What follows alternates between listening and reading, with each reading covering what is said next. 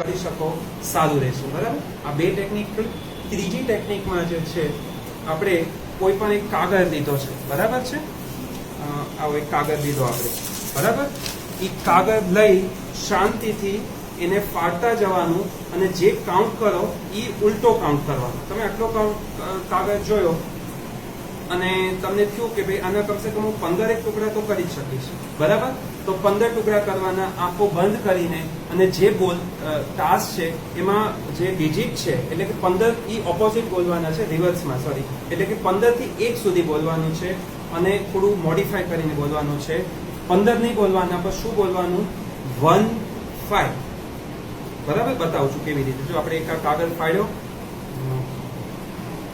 બરાબર, કાગળ ફાડીને અહીંયા કંઈ પણ રાખવાનું.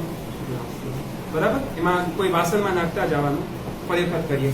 બરાબર છે, જોજો. બરાબર, જો બરાબર, કાગળ ફાડ્યો, ધીમે ધીમે ફાડી કોઈ પ્લેટમાં કે કાગળ વાટકામાં મૂક્યો, પછી બોલવાનું 1 5.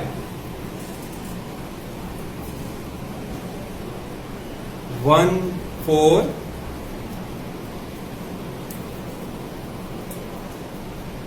1 3.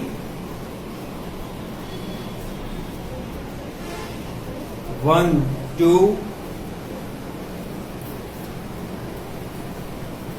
1 1.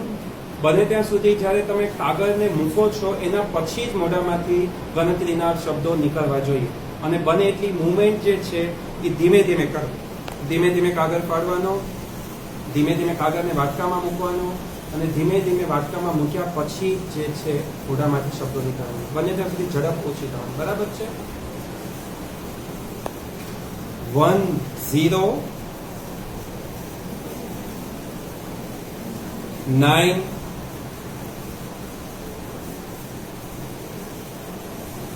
8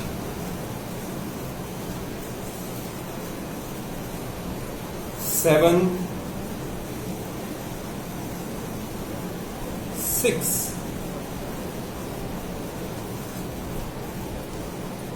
5 4 3 2 lastly 1. ડન.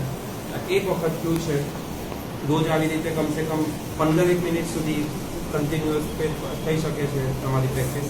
ઘણી છે. એક રાઉન્ડ પૂરો થાય છે, બીજો રાઉન્ડ શરૂ કરીએ. ઓકે દોસ્ત.